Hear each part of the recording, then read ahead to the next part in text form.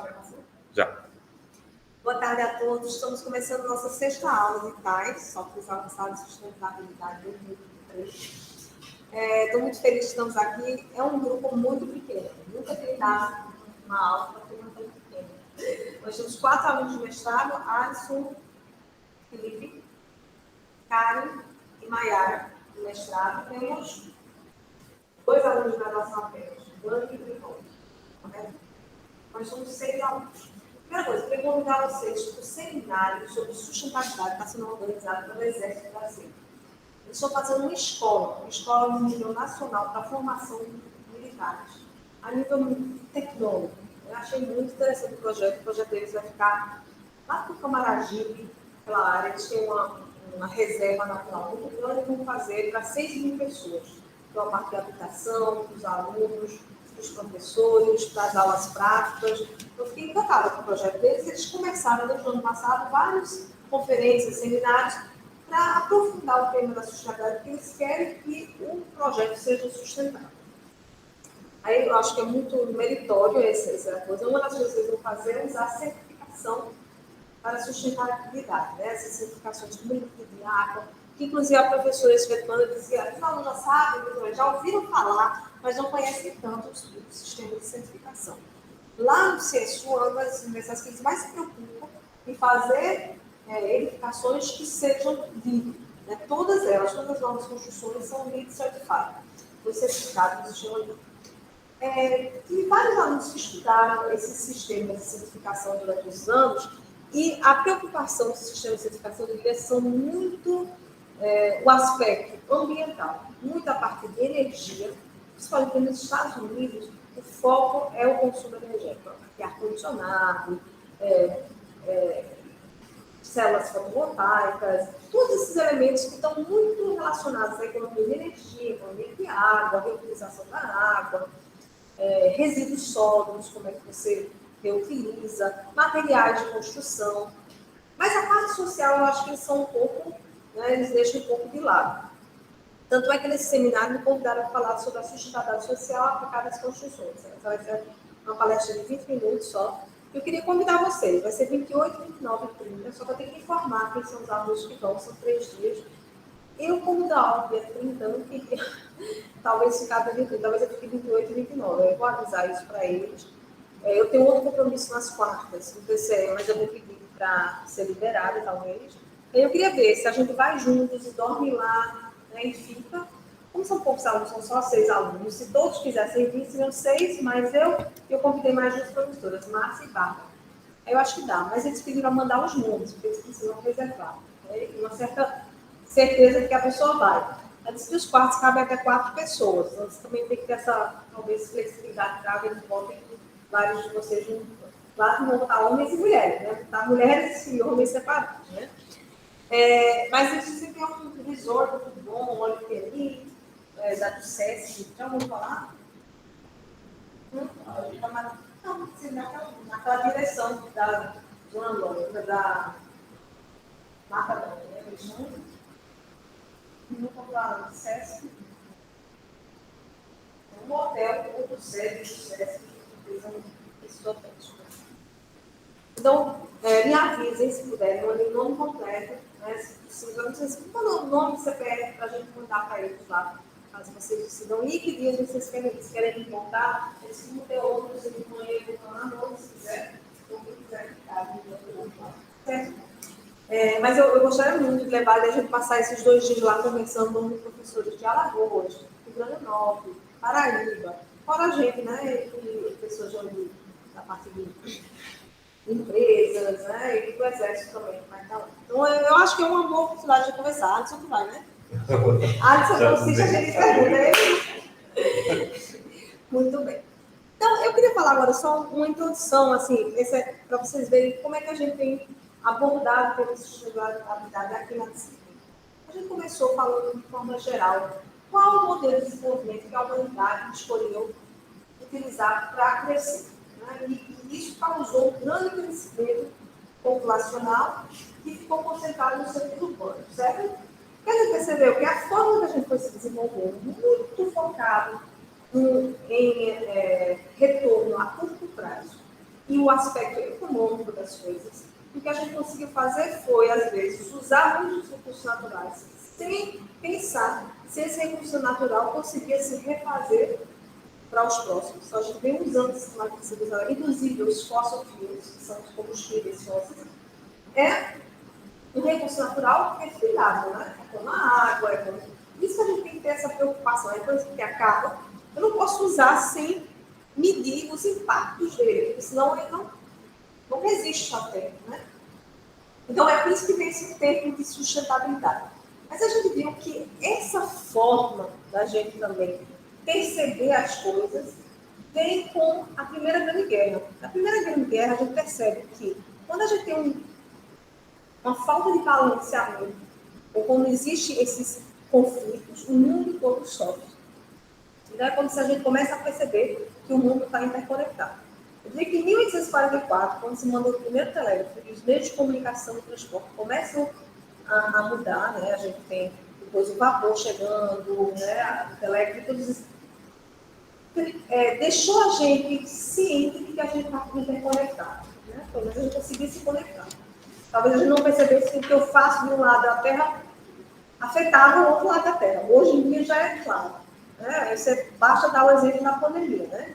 Se não tinha nada a ver conosco, por que todo mundo sofreu 2 anos com a pandemia? Um vírus lá do outro lado do mundo.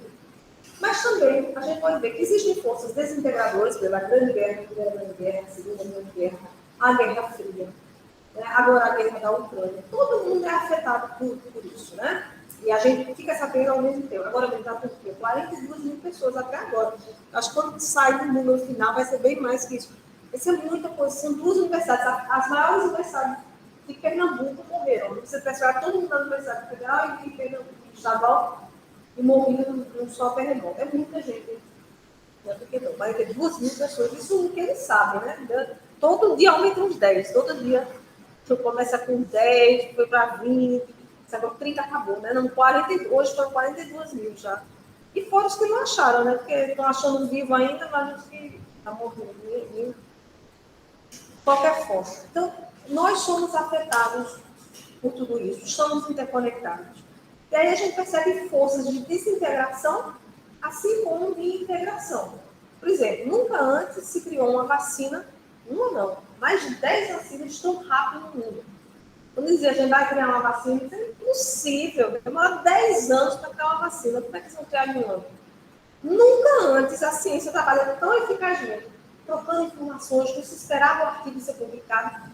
Pô, tá vendo o que você está... Eu tô péssima, né? Deixa eu ir lá para cá. Eu acho que estava...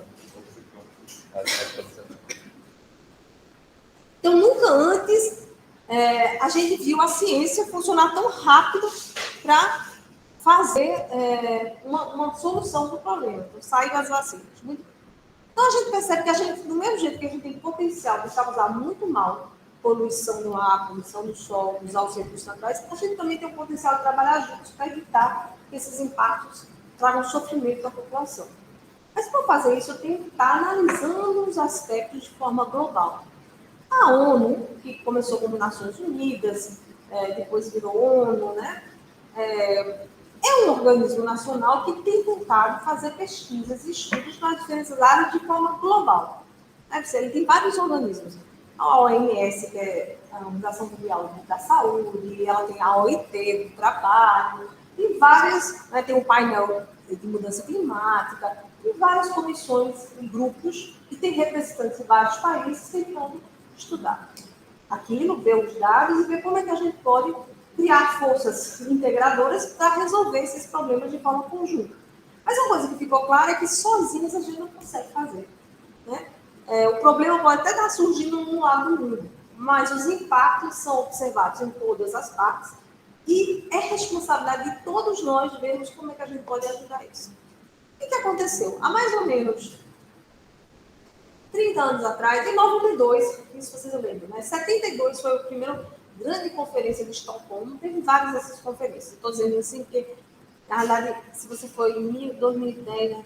Em 1900 também nós tivemos algumas conferências. Teve várias conferências, a Conferência da Paz, mas do meio ambiente, onde você vê estudo do meio ambiente, de 72 teve de Estocolmo. Então, de 72 para cá, Temos várias dessas conferências. E o que a gente fazia era, bom, a situação atual é essa. Se eu continuar nesse trend, nessa mesma linha, a gente vai eliminar tantos tipos de seres vivos. Vamos diminuir a capacidade de limpar o ar. Vamos aumentar a temperatura em tantos graus. A temperatura aumentando, vai aumentar o nível dos mares em tantos metros. Então, aí eles foram vendo, olha, se eu continuar, eles faziam os estudos e a previsão para o futuro. Eles diziam, olha, eu tenho que mudar essa previsão se eu quiser sobreviver, né?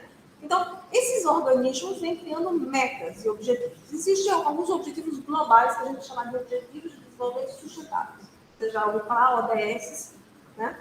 E eles são 17 atualmente. Né? Nós tivemos 2 grandes grupos, um que era, acho que 7, eram 7 é a primeira leva dos Objetivos de Desenvolvimento Sustentável. Era um nome, Objetivos Sustentáveis, uma coisa do milênio, que era em 2000 eles fizeram.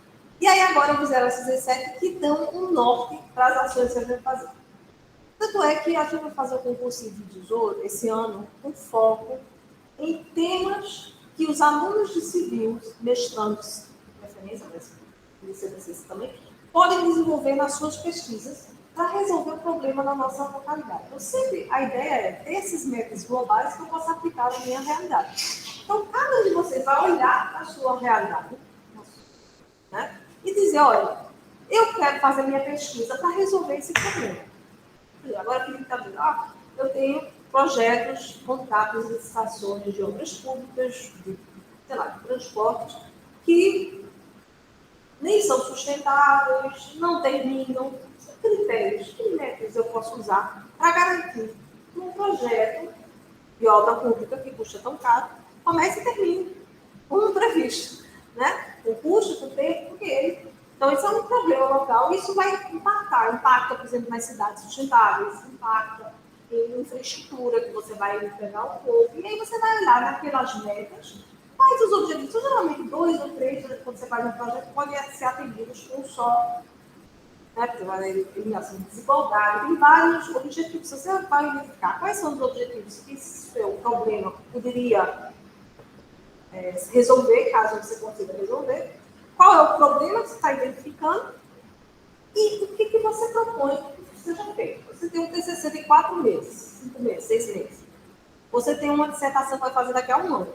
Ele já conseguiu, ele está com o projeto dele bem redondinho.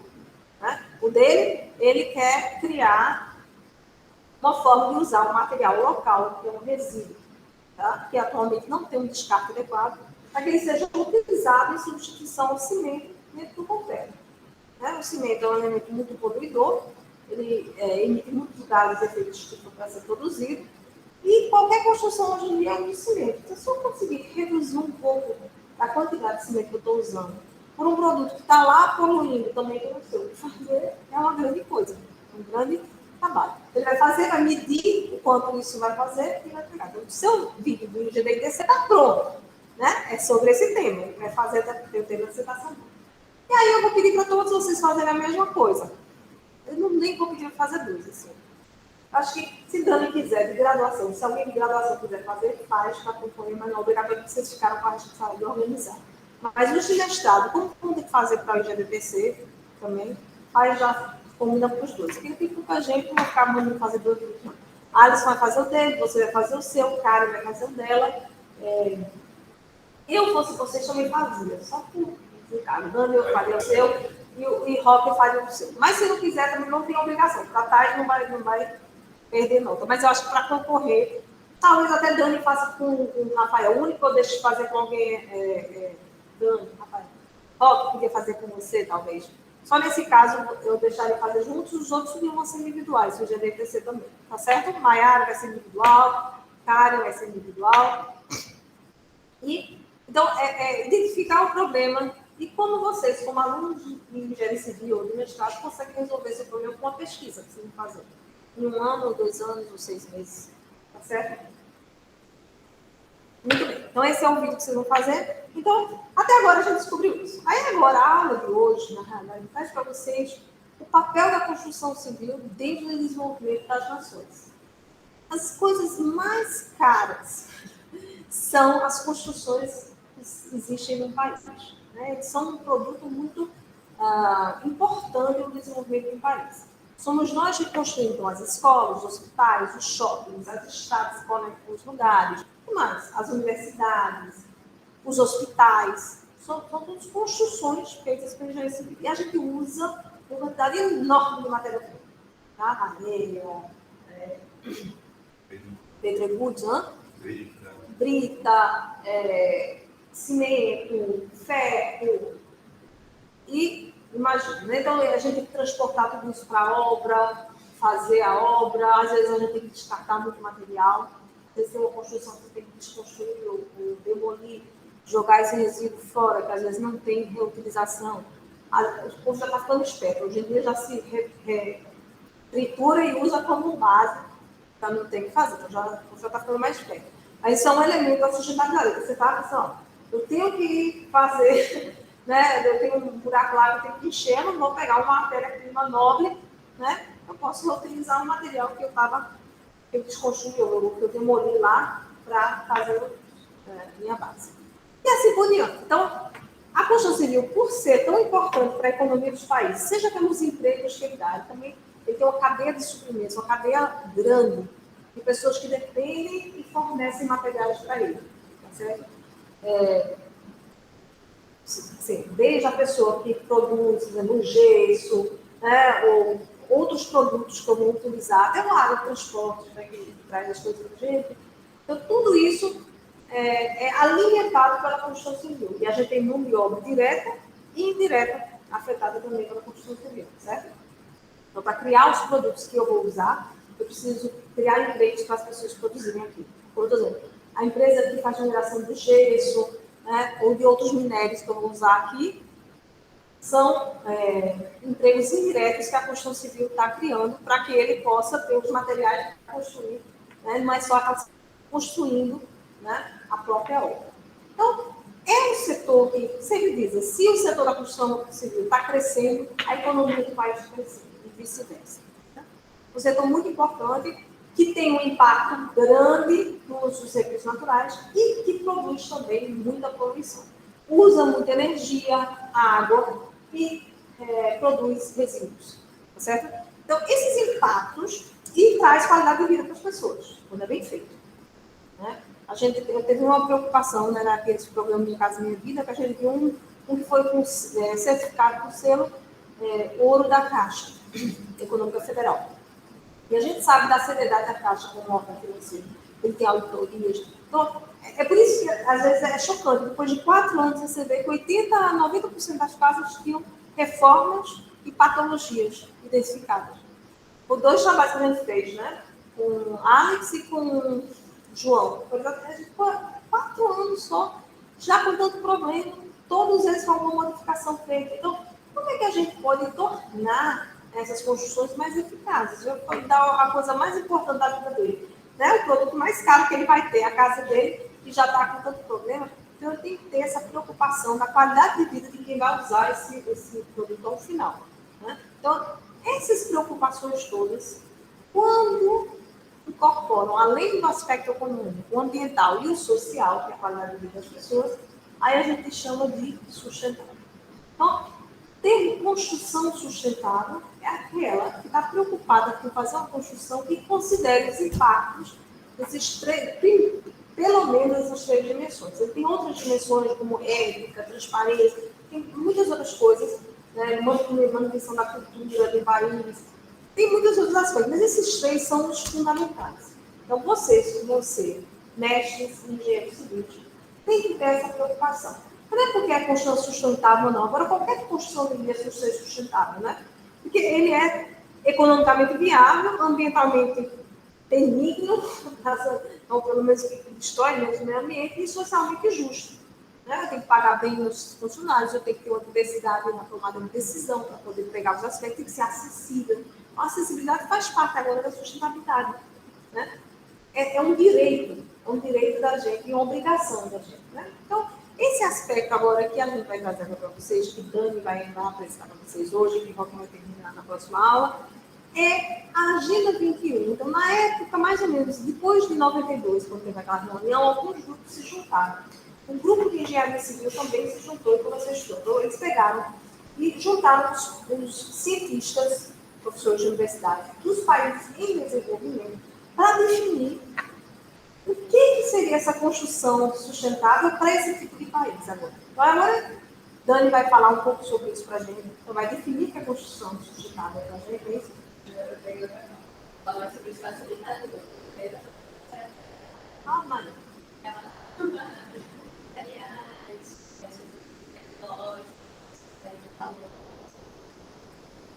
Então, você já vai para a solução, então. Qual o caminho que a construção civil deve tomar? Então, a construção, então, para que essa construção seja justa, né, ambientalmente adequada, socialmente justa, economicamente viável, ela tem alguns requisitos que ela tem que seguir. Só que a gente só segue depois de a gente analisar em que estágio eu estou. Por isso a importância de indicadores, por exemplo, quando a gente fala. O que é um indicador? É algo que eu estou medindo. E eu mido essa medição, esse measurement, né? essa medida que eu estou fazendo, ela tem que ser feita periodicamente para que eu possa comparar se eu estou evoluindo ou não em algo que eu estou fazendo. Certo? Então, a importância dos indicadores dentro da sustentabilidade é muito grande, exatamente. Você tem metas, mas as metas não se cumprem sozinhas. Você mede o quanto você está chegando mais próximo à sua meta final através desses indicadores. Certo? E aí o que eu vou falar é que a forma com que isso é a próxima aula, certo? Mas eu só dando uma brecha para a Karen, que vai me falar. Minha Karen vai falar para vocês. Talvez ela fique na outra, né? Não sei como é que vai ser, se nessa próxima. Vamos tentar, né? Se não der. E o que Karen vai dizer é como é que as empresas, como uma construtora, podem, então, garantir a quem vai comprar, porque hoje isso tem valor para o usuário final, que ele traz qualidade no produto também, mas só porque ele é sustentável.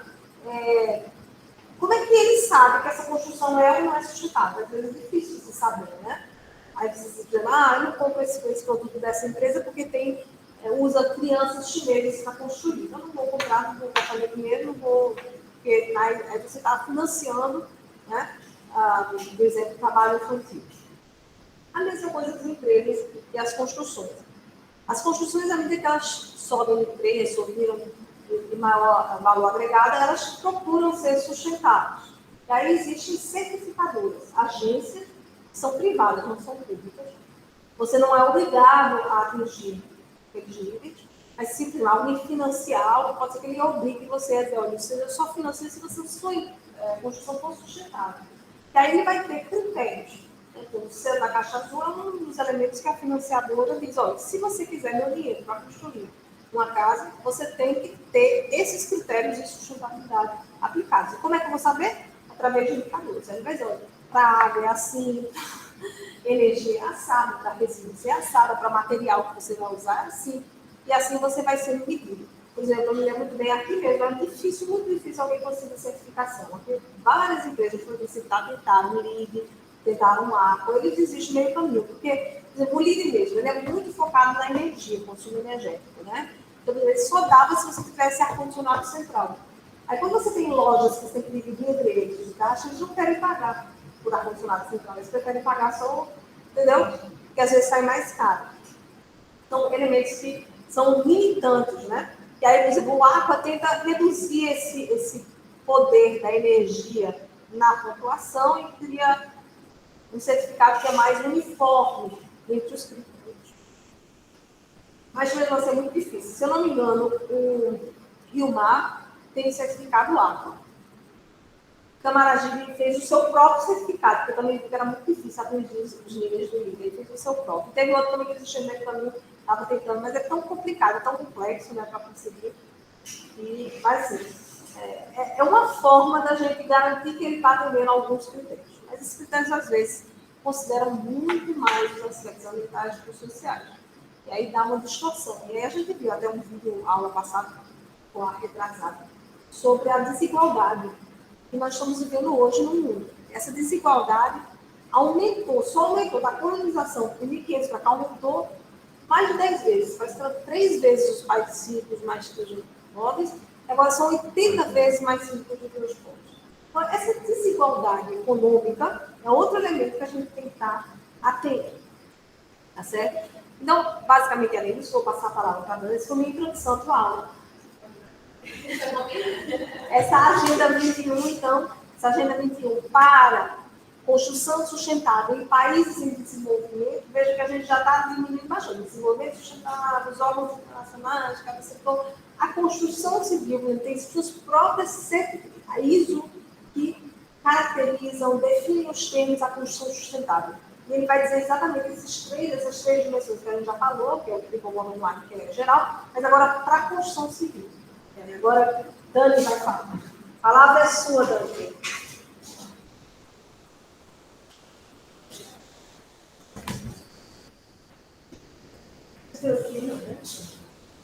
Deixa eu ficar aqui do lado da aqui na hora.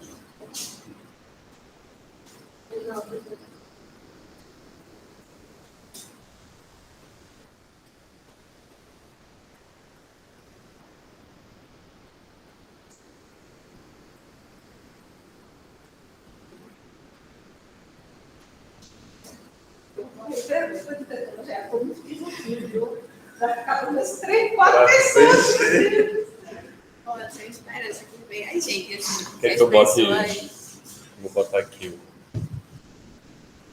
Tem entrada? Tem, né? Tem aqui, deixa eu só botar um pouco aqui para não descarregar. Esse computador nem ali, porque o meu tá muito lento. Aí eu peguei. Qualquer coisa mandar. Ah, mas tem todo O meu computador tá lento, só que esse não é o meu computador. Eu trouxe o. Ah, isso aqui. Se quiser colocar mais pra cá. Não entra não. É menor. É o visual. Quer que eu te mande o link pelo deixa eu ver, WhatsApp? tem aqui. Eu tenho o link do Drive. Pode ser. Manda. Nossa, verdade, tem não. Ele é menorzinho. Ele é do outro tipo. Esqueci agora o nome.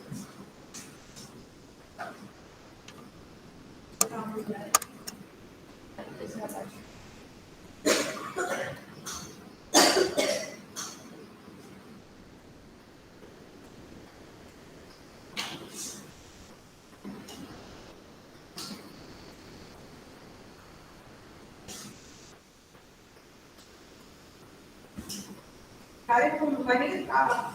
Não, né? Ela disse que vai tentar. Vai. Acho que online ela consegue. Agora, presencial talvez não. A tempo da palestra do diploma.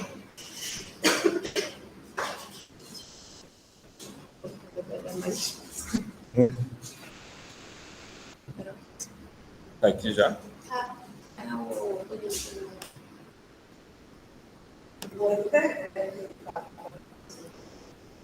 O quê? Já lhe pega a gente de fora, viu? Fica já para turma chamar. Porque as pessoas perguntaram se tem certificado para vir para lá. A gente dá. Deixa por isso. Não foi a lição. Foi. Mas não vai ter. Se não fazer o projeto de tarde, não vai submeter. A gente vai certificado. Você vai botar o nome do povo. Quem vier aceitar o nome, CPF. E a gente faz, bota, né, com bota 2 participante. horas de participação. Cada aula que ele vier vai ter 2 horas. Se é para 2, são 2 horas. Resolvido. Já, a gente já divulga. Gente perguntando. Pode até botar 3, vai ser tá vindo.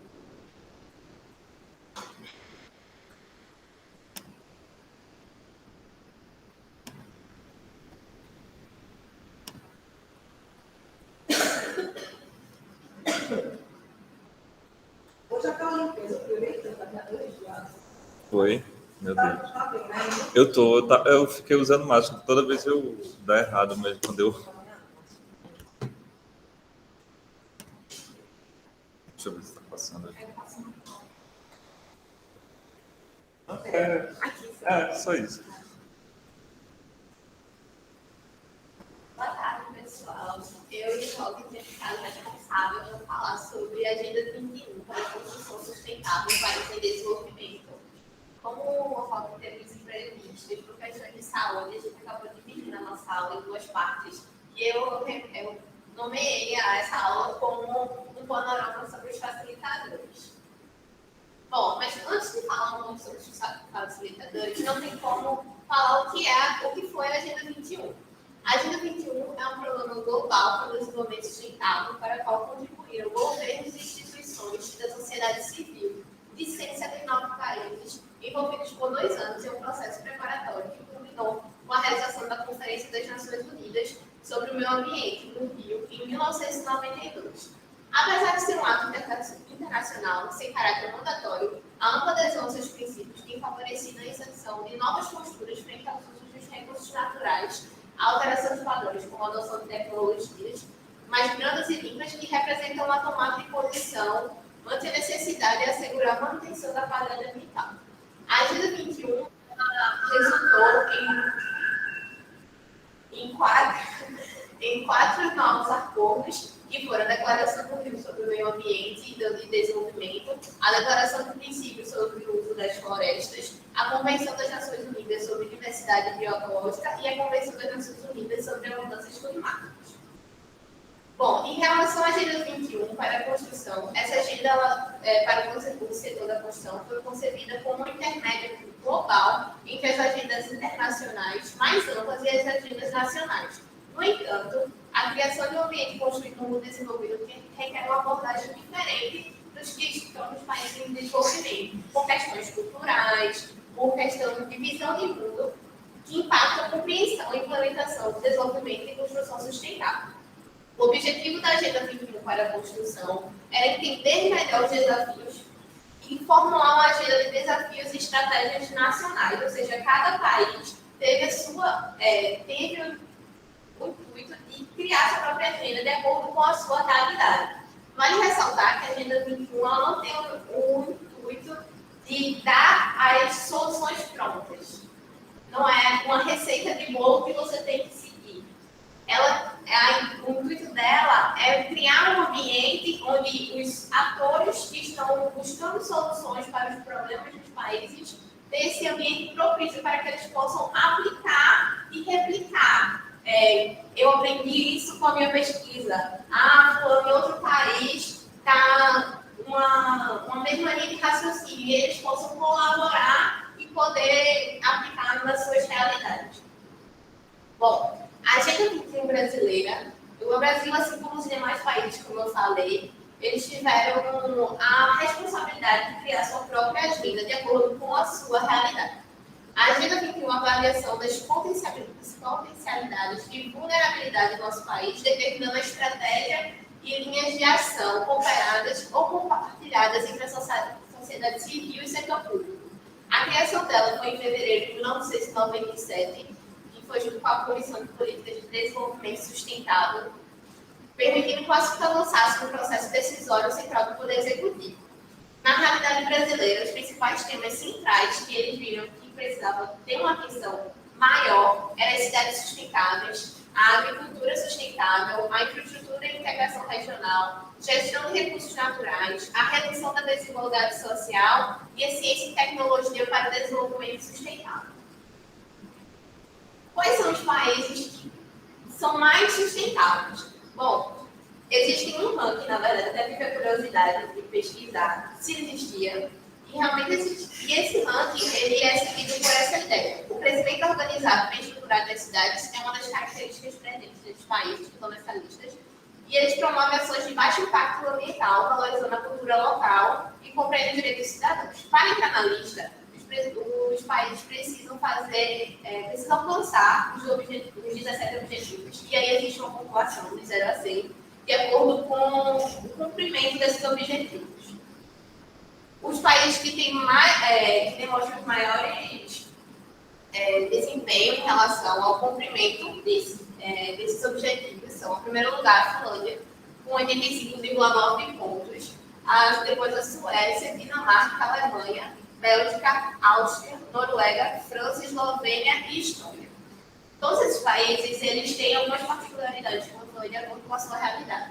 Por exemplo, alguns deles, como a Dinamarca, a questão das bicicletas, a Bélgica, a educação. A Bélgica, ela tem, a última vez que eu vi, ela é o segundo país que tem o melhor questão em relação ao trabalho, ou seja, os melhores salários, melhores condições.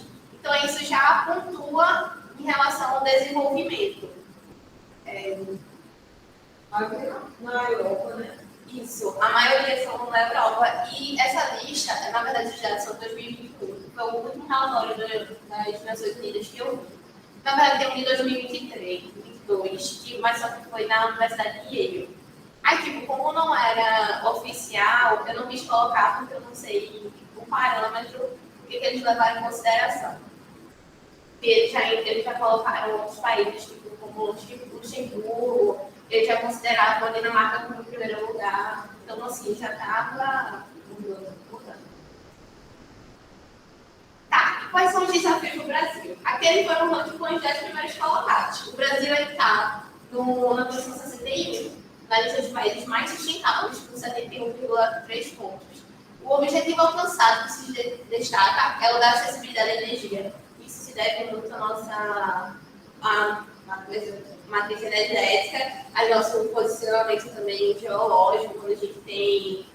Pode investir em muitas coisas, como a aula que você falou, dos mares, a energia solar, a eólica, se você for em litorais como o Ceará e o Rio Grande do Norte, você tem uma não é uma poluição, mas assim, a sua visão, como só você vê as usinas eólicas.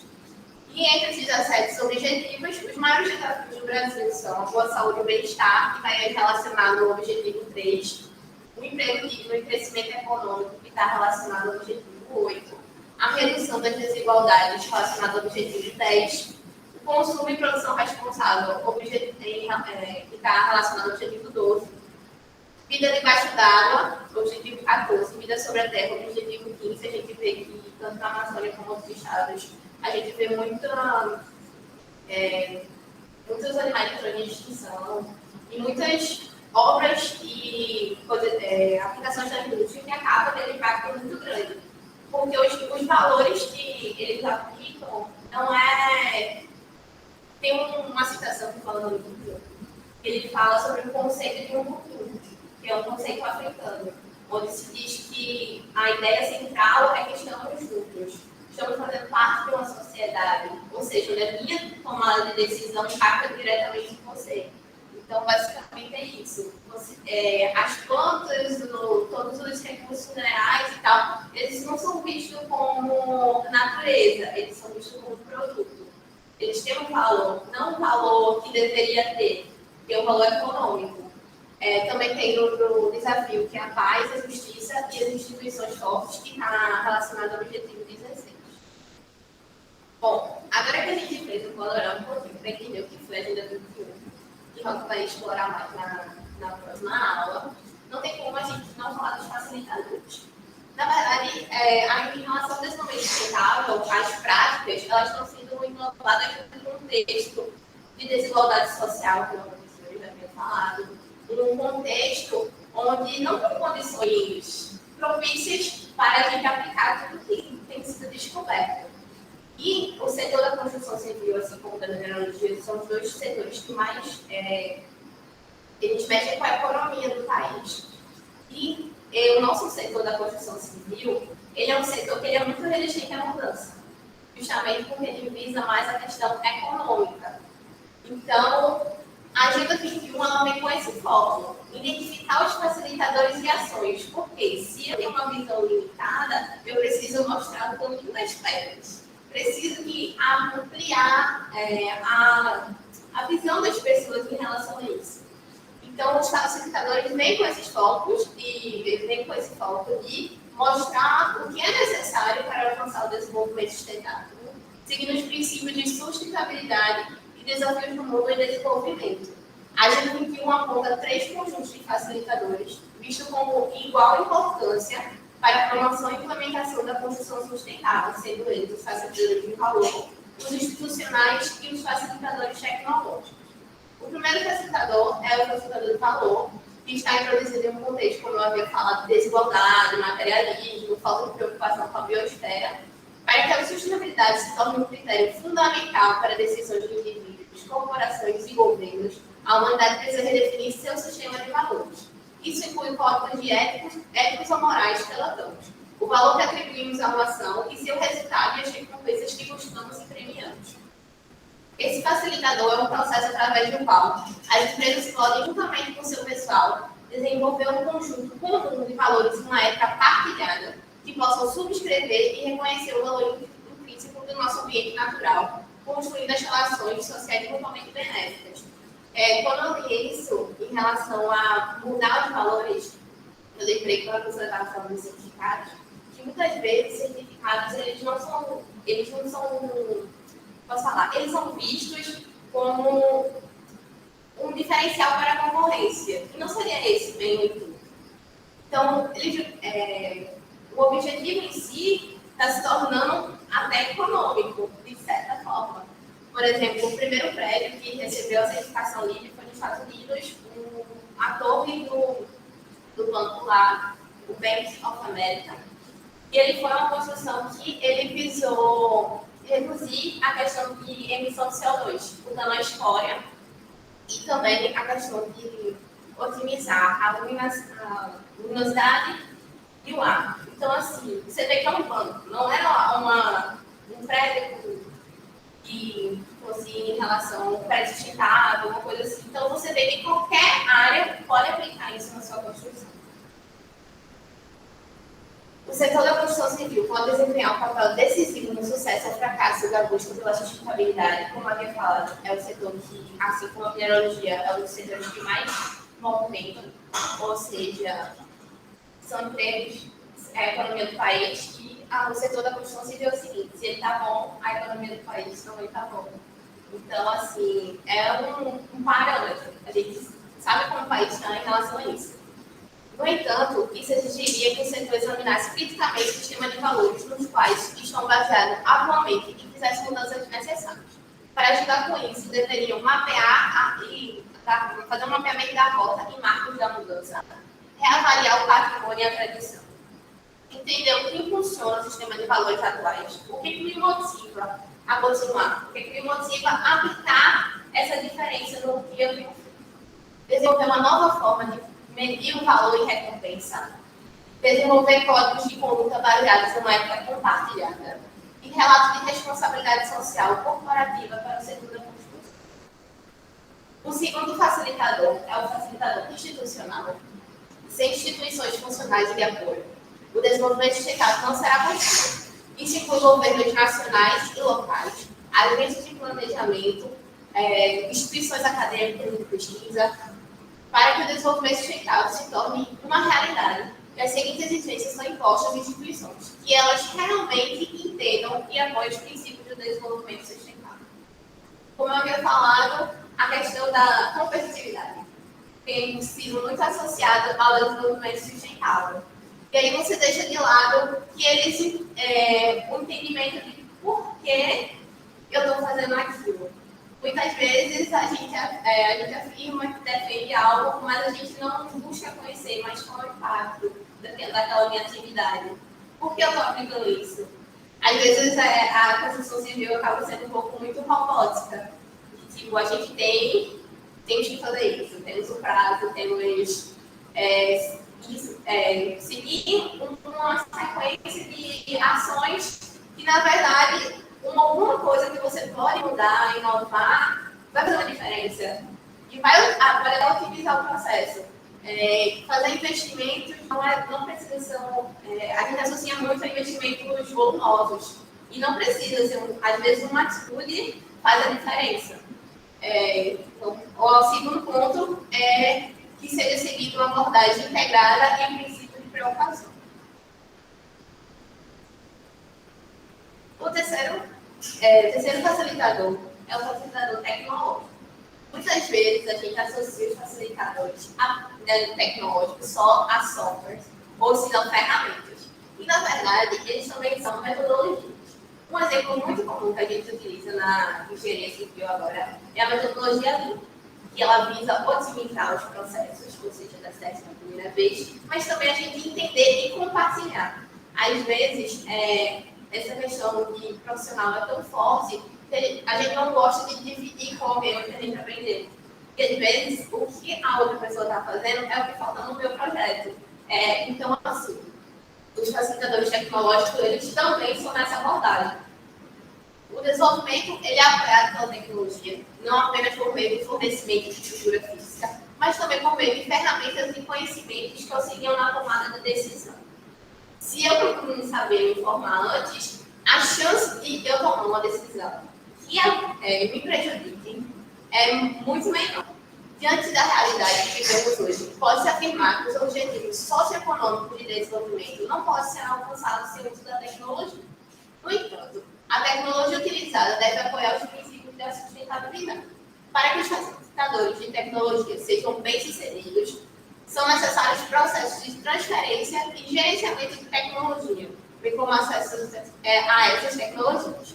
Embora, para o desenvolvimento sustentável, várias lacunas permanecem nos países em desenvolvimento, onde condições diferentes não apenas exigem soluções diferentes, mas também significam que as informações extraídas de países em desenvolvimento raramente vai ser aplicável. Justamente por isso, pelo contexto ser diferente, o valor ser diferente. Às vezes, um país vive da agricultura, outro, a China já vive uma tecnologia, que é um país emergente. Então, assim, o que dá certo no meu país pode não dar para ser. Então, a gente tem que analisar todos os fatores e ver o que dá para aplicar, o que não dá para aplicar, ou o que dá para aperfeiçoar, para que possa realmente funcionar. Devido a essa lacuna, as tecnologias usadas para mitigar o impacto são extraídas de países desenvolvidos que não fornecem a resposta ideal para os países em desenvolvimento. E o que deve ser feito? O primeiro passo seria estabelecer a situação atual do país em desenvolvimento em relação ao impacto ambiental construído, como o processo de construção, a capacidade da indústria da construção e as propriedades do ciclo de vida das tecnologias existentes usadas nesse país. Ou seja, fazer um panorama, relatório de como está os impactos. Eu fiz a iniciação científica em relação a atraso de obra. Então, a gente leu muito relatório em relação a por que as obras estavam paralisadas, quais eram os impactos, quantas pessoas estavam envolvidas. Então, assim, em relação ao impacto, é exatamente isso. Eu não só analisar no panorama ambiental, mas o quanto eu desperdicei fazendo isso, quantas pessoas se afetam. A gente quando faz uma construção que relaciona mais pessoas, a gente acaba fazendo análise muito em relação a barragens. Geralmente é só em relação a isso. Mas qualquer construção, o mínimo que for, ela tem um impacto social. E também tem que prestar atenção a isso. E quais são o que deve ser feito? Estabelecer o impacto da indústria da construção nos países em desenvolvimento, estabelecer o impacto do ambiente construído nos países em subdesenvolvimento, estabelecer a capacidade da indústria de construção mais ampla, desenvolver uma análise de ciclo de vida expandida para tecnologias existentes, desenvolver um índice de vulnerabilidade e um compartilhamento de informação. Tecnologia do futuro. Enquanto fazemos o controle de danos, é fundamental que começamos a pensar em alternativas e práticas tecnológicas atuais que irão direcionar a forma como construímos e vivemos a um modelo mais sustentável. Isso, assim, eu vejo isso muito como um exemplo de redução sistemática, quando a gente analisa o que está sendo feito nos países. E a gente pode avistar aí aquilo que pode ser aplicado para a gente. Então, o que está acontecendo no mundo? Nós temos que sempre estar, a nossa geração é uma geração que sempre tem que estar atualizada. Um dia já fizeram um vinho concreto, aí no outro dia já usando outras coisas, uma forma de otimizar ele. Então, assim, sempre tem que estar numa constante aprendizado. Não podemos dizer, nossa pesquisa mês passado, mas pode ser que esse mês você já não está muito atualizado. A pesquisa a esse respeito é de longo prazo, com longos prazos de investimento e requer de recursos que não estão prontamente disponíveis no país em desenvolvimento. No entanto, se esses problemas puderem ser resolvidos, essas tecnologias podem se tornar um importante motor para o futuro crescimento econômico dos países em desenvolvimento. O desenvolvimento nesta área deve se esforçar para atender aos critérios de sustentabilidade, de eficiência de recursos, uso dos recursos renováveis, minimização da poluição e desperdício, capacitação econômica, saúde, segurança e desenvolvimento humano. Além disso, é crucial para os países em desenvolvimento que as tecnologias desenvolvidas também contribuam contribuam para a criação de oportunidades de subsistência, de gerar empregos, de acordo com o que eu tenho. Bom, os seguintes tópicos interligados são as principais áreas de foco do futuro para a construção sustentável em países desenvolvidos, e países em desenvolvimento.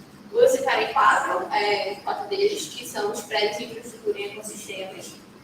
No mundo tem crescido muito a criação de cidades sustentáveis.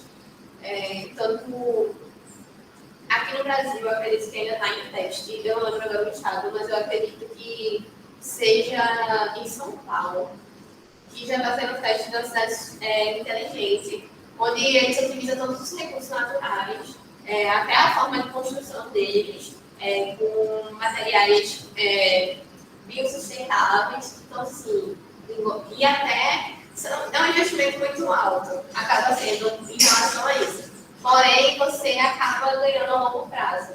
O que você investiu no início, pelo que eu vi, assim, 4 anos, você já reduziu, você já teve um retorno, vamos dizer assim. O segundo é os recursos renováveis, que a gente tem a nossa matriz energética, mas também os recursos renováveis também podem ser atrelados à elaboração dos materiais de construção, não só em relação à energia. A biotecnologia, por exemplo, são o bioconcreto, e a biotecnologia está crescendo muito, ela utiliza os compostos de matérias-primas. E muito obrigada ao teu projeto, Alisson. E a reciclagem, o uso para fazer as telhas ecológicas, além de utilizar os porcelanatos que foram utilizados, são muito utilizados para fazer prateleiras, então tem outras. E a reflexão que fica. Será que nós, enquanto utilizadores do ambiente construído, enquanto membros do setor da construção, estamos plenamente conscientes da nossa culpabilidade nessa situação e preparados para interiorizar mudanças que serão necessárias? E aí? Obrigada, então, eu falo culpabilidade, né? Talvez a nossa contribuição, a nossa responsabilidade nessa situação vai ter culpa pelo consciente para a gente também, da gente chegar a nossa. Mas se a gente tem uma responsabilidade e a gente faz parte da situação, feito, né? Mas eu fico. É uma coisa que eu acho interessante de ver o concurso agora do Exército, né? Só tem duas mulheres que estão cuidando do 5 mulheres não aceitam, 5 não aceitam, né? É porque a taxa, né? A taxa de adesão é 300 para as mulheres e 90 para os homens. Então, tem alguma coisa que estou aqui. Porque às vezes, muitas mulheres fazem uma prova de mulheres, mas não é. A proporção de aceitação é diferente para uns do que é de 90 para 1. Né? Então, é aquele negócio, você está consciente que a diversidade é importante para uma decisão em todos os pontos. Né? Aí você fica, abre os olhos, por que isso está acontecendo? Alguma coisa, né, e acha que é normal, porque eu curso público, sei lá. Mas não é normal, alguma coisa está errada, alguma coisa está impedindo que as mulheres tenham os mesmos direitos que os homens, se quiser, entendeu? É igual aí também. Será que eu estou usando todas as minhas habilidades para tratamento? A mulher uso de aulas complementares. Ah, não, ficar, sei lá, como? Mas será que eu quero ser responsável para melhorar essas coisas? Fazer pelo gestor, não vai mesmo. Mas eu estou sendo responsável, eu estou sendo ambientalmente correto. Se eu começo na minha casa, se eu tenho um bolinho de papel, eu boto na reciclagem, eu jogar no negócio, pouco a pouco, quando eu vou na minha empresa, eu não aceito. Né? Eu vou ficar cansado, eu tenho que dar adequado para os bolos também. Qual é a forma? E aí você tem tecnologia no fato. É isso que eu percebi. E é o que eu digo, não tem receita de tudo. Não pode dar tudo, vai ficar com o objetivo. Você vai fazer uma lagoa, você vai ficar. Mas eu sei que eu tenho que fazer uma coisa naquele todo. Eu não posso jogar esse todo direto no mar. Agora, tudo que eu quero fazer, eu posso fazer, como eu vou fazer, eu vou fazer o mesmo, vou consultar, vou pegar as ideias, vou fazer o melhor que for.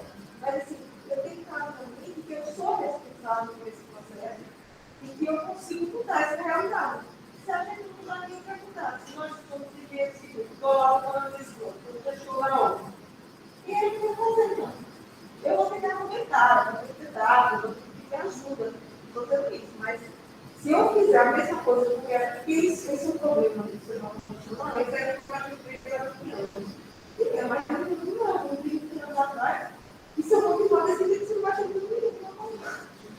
Mas assim, eu estou muito resistente, você toda a construção principalmente, porque quando a gente diz que fez, nós não estamos já olha aqui.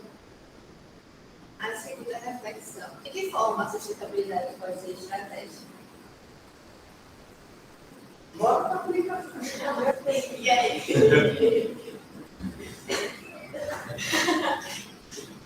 É, toda também, para o grupo. Quando a gente fala muito de sustentabilidade como estratégica, se atrela muito a isso, a questão das empresas, e elas veem como um diferencial no mercado apenas, e não no impacto que é aquela atitude. Ela está visando o financeiro, não o ambiental ou o social.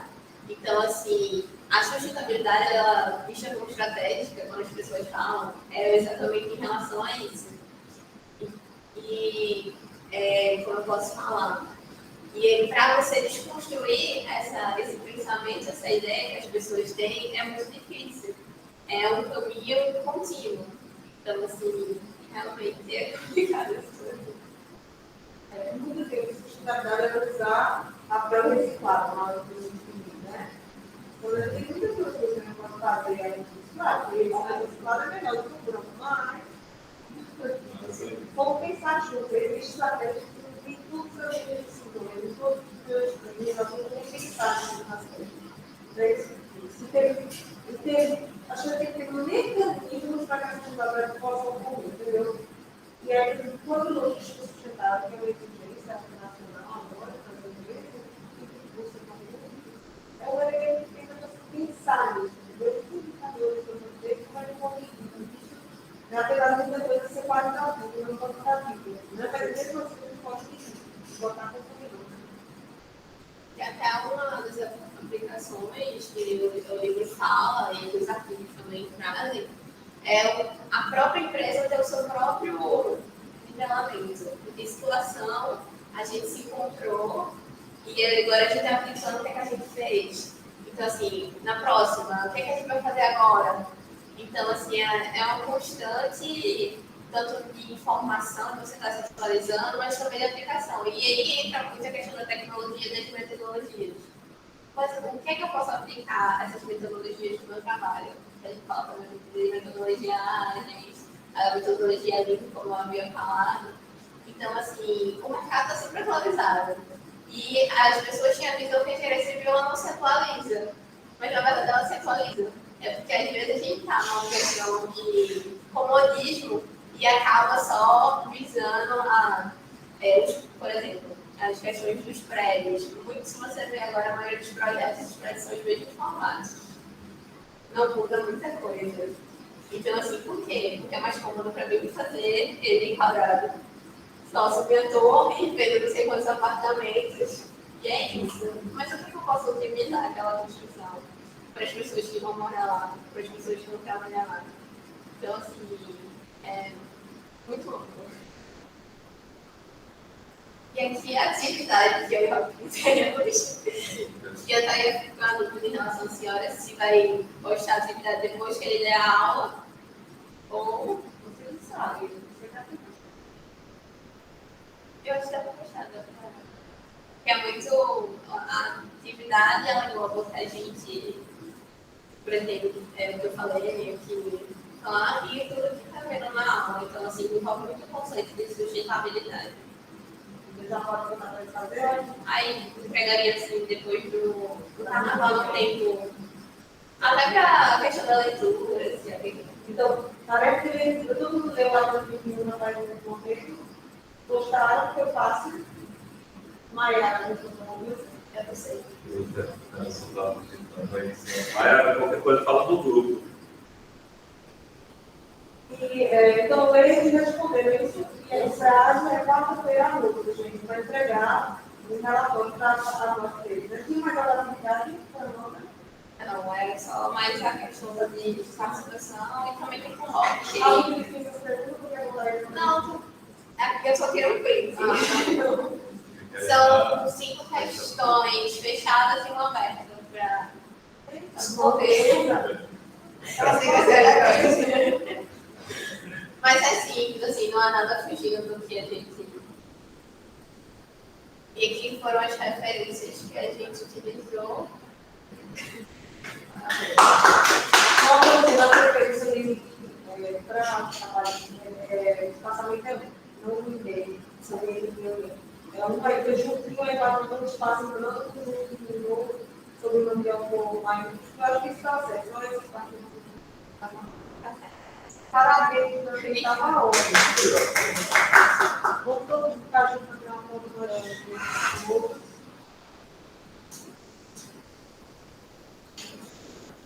E aí a gente prepara para a aula de segunda. Vou chamar os outros.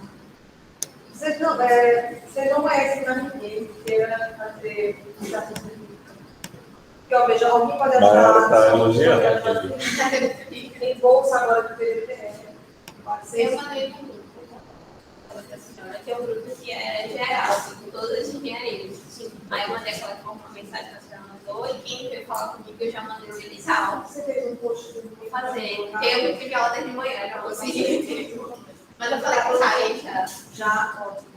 Eu acho que cada universidade deve ter um aluno de iniciação científica para orientar. Estou muito bem? Tá boa. Tá boa? Eu darei mais um. Então, é fácil uma lá disso aqui, para ver se é melhor para mim. Eu acho que eu mexi exatamente na hora que ia virar. Eita, para variar.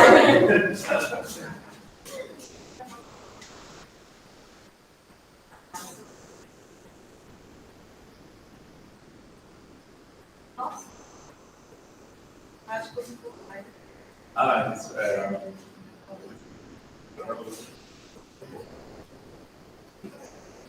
Vai ficar